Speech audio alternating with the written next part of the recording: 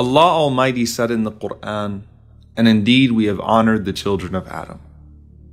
But we often dishonor ourselves. And because we haven't actually fully grasped the concept of honor, we pursue it in dishonorable ways. Is honor derived from one's lineage, status, career, or appearance? Or is it deeper than that?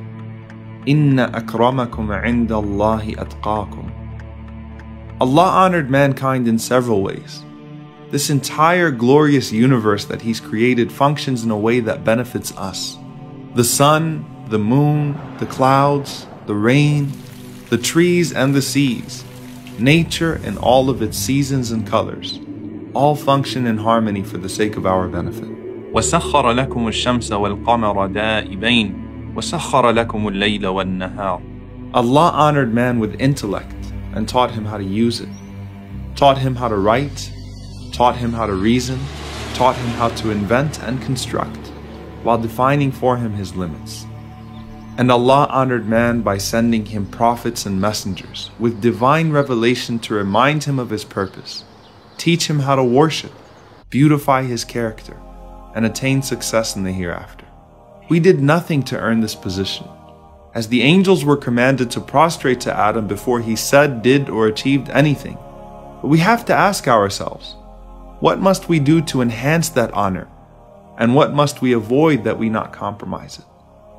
Piety is here, the Prophet said. Through it man becomes honored.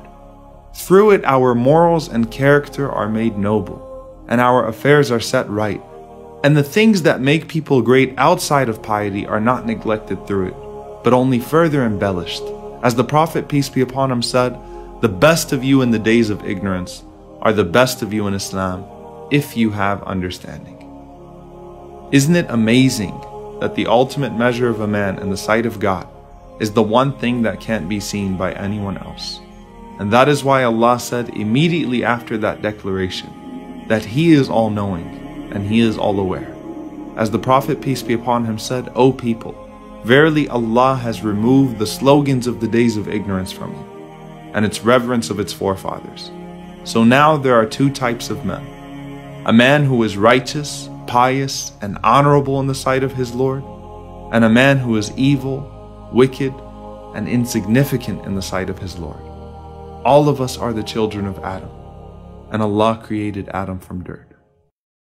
Once a man passed by the Messenger of Allah, peace be upon him, as he was sitting with his companions.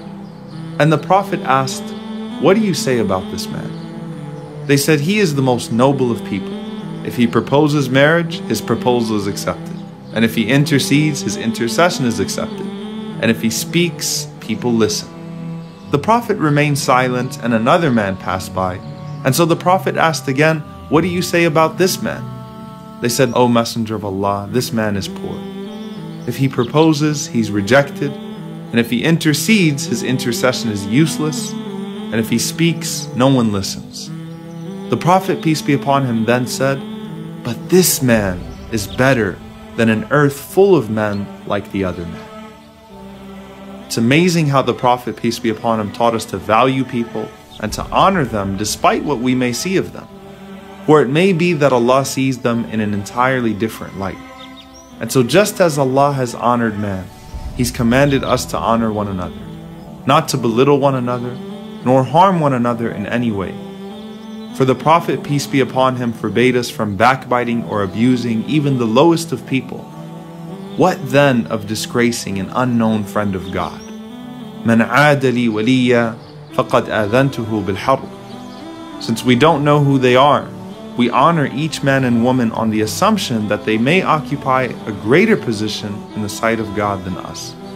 For the hearts of people are concealed from us, but the command to treat them with respect is as clear as night and day. O Allah, as you honored mankind by sending to it messengers, you honor this ummah in particular by sending to it Muhammad sallallahu alaihi wasallam. Honor us again by granting us his companionship in the highest level of paradise.